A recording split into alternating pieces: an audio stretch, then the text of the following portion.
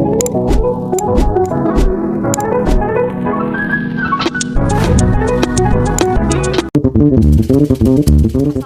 warahmatullahi wabarakatuh. Perkenalkan, kami dari kelompok 7 yang beranggotakan saya Lula Syafira, Saya Fiska Nuriski.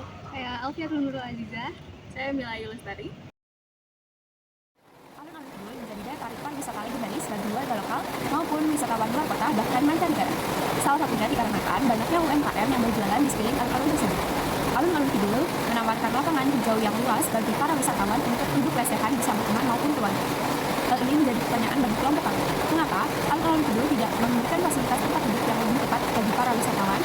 Apalagi dilihat dari ragamnya pengunjung alun-alun Kidul selama ini, dimulai dari anak kecil, remaja, hingga lansia, bahkan orang dengan disabilitas turut meramaikan alun-alun Kidul. Pada tahun 2023, dalam penelitian yang dilakukan oleh Jurnal Arsitektur Pendapat Magister Arsitek Universitas Gadjah Mada, diketahui bahwa alun-alun Kidul Yogyakarta merupakan ruang publik terbuka yang dimanfaatkan sebagai tempat meredakan stres dan bersantai sembari kuliner. Berdasarkan latar belakang masalah tersebut, maka rumusan masalah yang akan dikaji dalam penelitian ini yaitu bagaimana cara meningkatkan kenyamanan dan keefektifan fasilitas umum alun-alun Kidul Yogyakarta, bagaimana faktor-faktor yang mempengaruhi kenyamanan dan keefektifan fasilitas umum alun-alun Kidul Yogyakarta dapat diatasi untuk menjaga kearifan lokal. Tujuan dari penelitian ini, yang pertama, untuk meningkatkan kenyamanan pengunjung di alun-alun Kidul Yogyakarta. Yang kedua, mengidentifikasi kebutuhan dan preferensi pengunjung.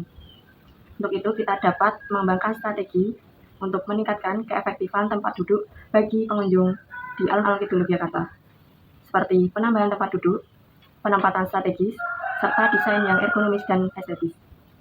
Nah, dari strategi ini dapat meningkatkan kepuasan dan pengalaman lebih baik di alun-alun Kidul Yogyakarta. Selanjutnya, metode pengumpulan data. Dalam penelitian ini, kami melakukan kajian literatur dan analisis data sekunder yang diperoleh dari sumber riset sebelumnya, yaitu Jurnal Arsitektur Pendopo, Magister Arsitektur, Fakultas Teknik, Universitas Gadjah Mada, tahun 2023. Metode penelitian yang digunakan dalam riset tersebut adalah metode kuantitatif dan analisis deskriptif. Pengumpulan data dilakukan melalui persebaran kuesioner dan interview terhadap pengunjung di alun-alun Kidul Yogyakarta. Pengambilan data menggunakan teknik progressive sampling dengan kriteria remaja dan dewasa muda berumur 12 sampai 25 tahun yang merupakan generasi Z. Metode analisis yang digunakan pada makalah ini adalah metode analisis observasi terstruktur, yang mana observasi ini adalah observasi yang telah dirancang secara sistematis tentang apa yang akan diamati, kapan, dan di mana tempatnya. Peneliti akan melakukan pengamatan langsung terhadap penggunaan dan kondisi infrastruktur. Data observasi dianalisis secara deskriptif, frekuensi, presentase, dan dapat dikorelasikan dengan data survei untuk mendapatkan pemahaman yang lebih mendalam.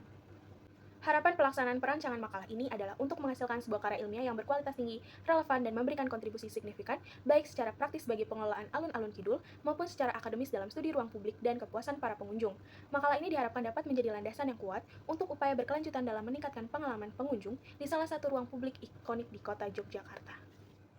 Adapun hasil penelitian dari riset lapangan tersebut didapati hasil dan pembahasan sebagai berikut.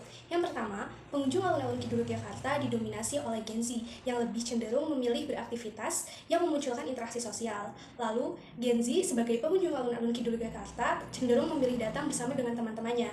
Selanjutnya, Gen Z memilih duduk di area dengan penerangan yang cukup dan tidak terlalu ramai orang. Dengan begitu, mereka dapat bercengkrama sambil menyantap makanan dengan baik, nyaman, dan terjaga privasinya.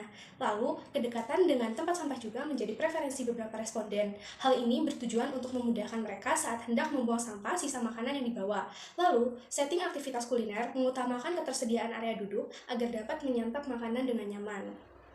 Adapun beberapa kendala dari penelitian ini. Yang pertama, dominasi responden dari satu kelompok usia Gen Z ini juga menyebabkan terbatasnya variasi aktivitas responden. Yang kedua, subjektivitas penilaian terhadap kenyamanan. Ini dikarenakan alun-alun Kidul merupakan tempat umum. Yang ketiga, keterbatasan sarana penunjang studi lapangan. Minimnya data statistik pengunjung dan fasilitas yang tersedia secara resmi dari pengelola kawasan menjadi kendala dalam mengukur tingkat kecukupan infrastruktur secara objektif. Yang keenam, waktu dan cuaca saat survei. Survei dilakukan pada waktu tertentu yang mungkin belum mewakili semua kondisi penggunaan ruang seperti hujan atau musim liburan yang dapat mempengaruhi persepsi pengunjung terhadap kenyamanan dan fasilitas.